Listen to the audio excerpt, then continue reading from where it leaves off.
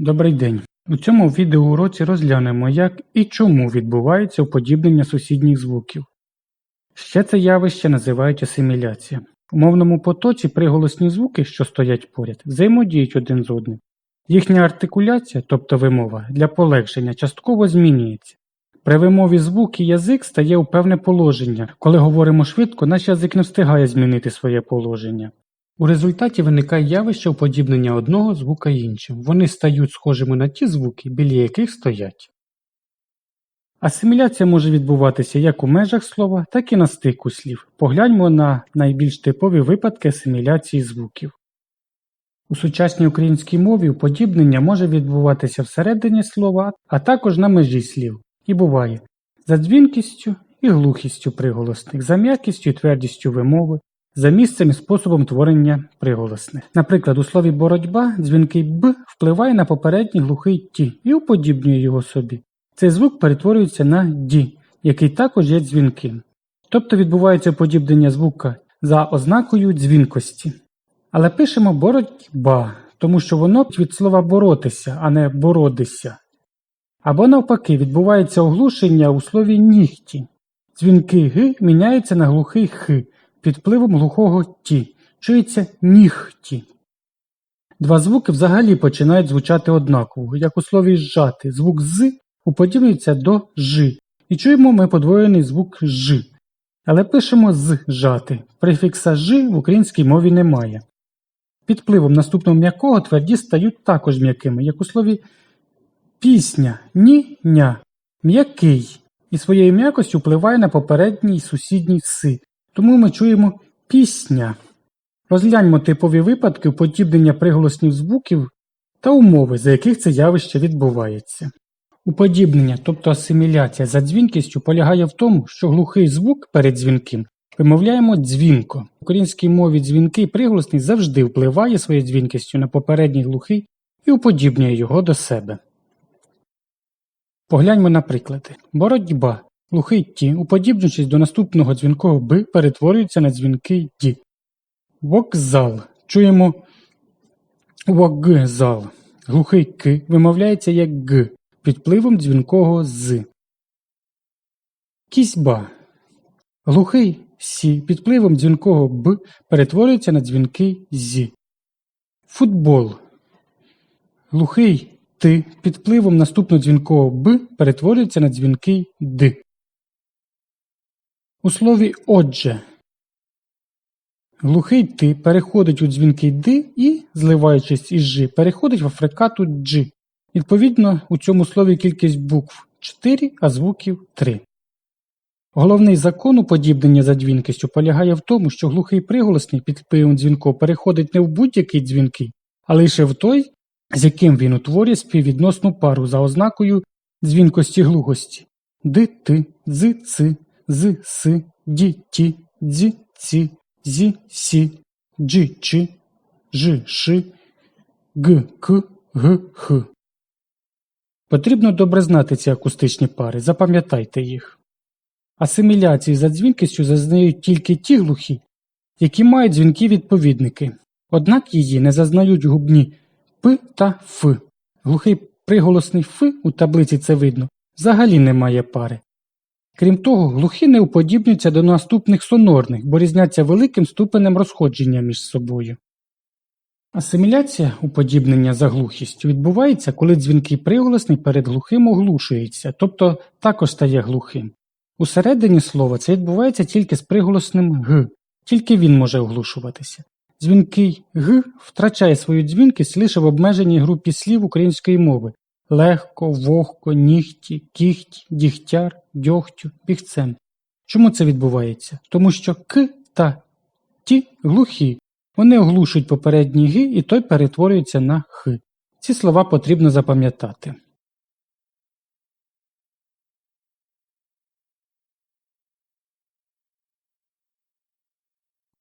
Погляньмо на префікси «роз», «без». Пишуться вони тільки так, з буквою «з». Префіксів «роз», «без» в українській мові немає. Але при вимові кінцевий «з» перед глухими теж стає глухим, уподібнюється до «с». Розказати. У слові розказати чуємо розказати. Чому? Бо к глухий, своєю глухістю він впливає на з та оглушує його. У слові безпечний чуємо безпечний. Чому? Бо п глухий, своєю глухістю впливає на з і оглушує його. Однак при повільному темпі мовлення оглушення не відбувається. Асиміляція префікса з перед глухим відбита на письмі.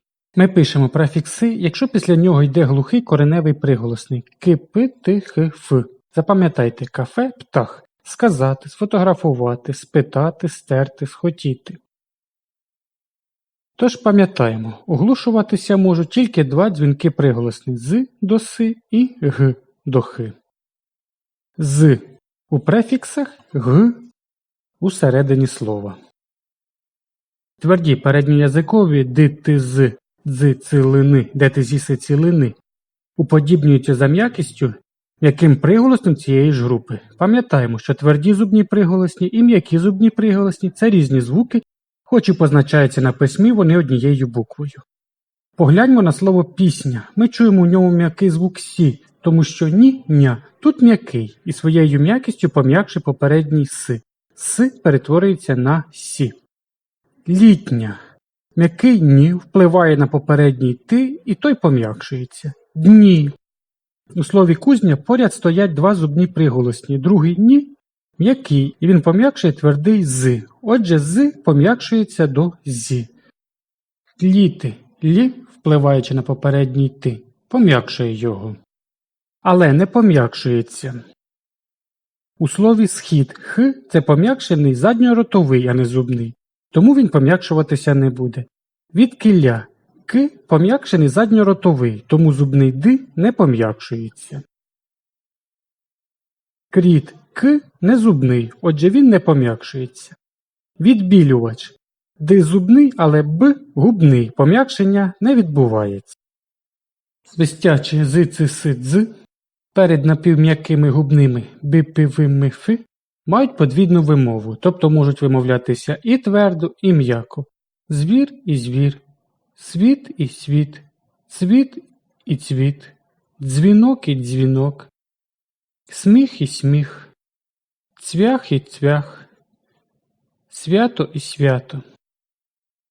Уподібнення за місцем і способом творення відбувається під час взаємодії шиплячих, свистячих і зубних приголоснів. Пам'ятаємо, що за звучанням виділяють ще такі групи: шиплячі, джи, жи, чи, ши, свистячі, дзи, з, ц, си.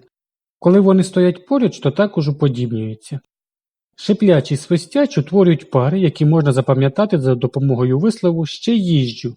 Якщо ці два слова вимовити так, як мала дитина, то отримаємо парні свистячі «сце їздзю». Свистячі приголосні перед шиплячими вимовляються як парні їм шиплячі «си» і «ши», подовжений «ши», виніс «ши», «з» і «жи», подовжений «жи», «жжати», «з» і «ши» у середині слова «жиши», безшумний, на початку слова як подовжений «ши», «шити», «з» і «чи» у середині слова «жичи», безчинство, на початку слова «шичи», щепити, «з» і «джи», «жджи», «жджерела». Шиплячі приголосні перед свистячими мовляються як парні їм свистячі.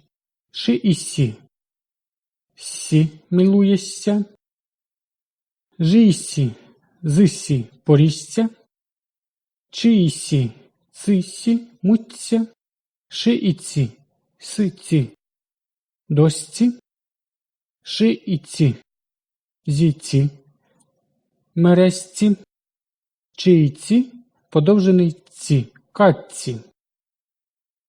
Необхідно знати про такі види уподібнення. Звук «ти» не шиплячий і не свистячий, але також уподібнюється до інших звуків перед шиплячими і свистячими. «Ти» і «си», «ци» – братство, «ти» і «сі» подовжений «ці» – учіться, «ти» і «ци» подовжений «ци» – кориться, «ти» і «чи» подовжений «чи» – вотчина, «ти» і «ши» у звичайному темпі. «Чиши» – багатшати, у швидкому темпі подовжений «чи» – багатшати. Тепер ви знаєте, що таке уподібнення, коли воно відбувається і за яких обставин. Тому час перейти до практики. Розгляньмо декілька прикладів. Але перед цим, якщо цей урок був для вас корисним і ви не хочете пропустити новий, підпишіться на наш YouTube канал, наведіть мишку на логотип каналу та натисніть кнопку підписатися. Так ви не пропустите наш наступний відеоурок, а ще YouTube побачить, що наш канал цікавий і запропонує подивитися це відео іншим. А ми продовжуємо. Нам треба з'ясувати, чи відбувається уподібнення, і якщо так, то які у поданих словах. Спочатку дивимося, чи стоять два приголосних звуки підряд. Слово «лічба». У цьому слові чуємо «лічба». Чому? Тому що дзвінкий «б» впливає своєю дзвінкістю на попередній «чи», через що він уподібнюється до «дж». Анекдот. Чуємо дзвінкий звук «г». Під впливом дзвінкого «д» глухий «к» одзвінчується, перетворюється на дзвінкий «г». Нігті. Ти глухий. Г оглушується до х. Це те слово, яке треба запам'ятати. Спитати. Замість префікса з пишемо префікс с. Ми пишемо с, якщо після нього йде глухий кореневий приголосний ки-пи, ти, х, ф. Кафе птах. У цьому слові приголосний п із мнемофрази кафе птах. Гонкосці. Ж і ці уподібнюються до зі-ці. Тут уподібнення за місцем і способом творення. Ложці. Перший шиплячий «ж», другий свистячий «ц».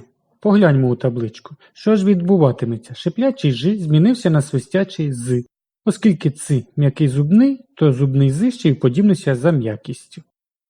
Вітчизна. Якщо після «ти» йде шиплячий «чи», то він перетворюється на «ч». Великдень. Уподібнення за дзвінкістю «к» до «г». Роздати. Д дзвінкий, тож оглушення не відбувається. Безголовий. Г дзвінкий, тож уподібнення за глухістю не відбувається. Розпитати. П глухий, тож з оглушується до с. Кіхті. Це те слово, яке треба запам'ятати як таке, в якому оглушується г до х. Сунути. С глухий, тому з оглушується, звучить як с, але пишемо префікс з. С немає у фразі «кафе птах». Сніг. Відбулося уподібнення за м'якістю. Ні м'який. Справжній. Ні м'який зубний, але ж не зубний, тому уподібнення за м'якістю не відбувається. Житловий. Ти глухий, л сонорний, обидва зубні. Жодного уподібнення не відбувається. Рябко. К глухий, б дзвінкий, але оглушуватися можуть тільки г і з, тому б вимовляємо дзвінку, оглушення не відбувається.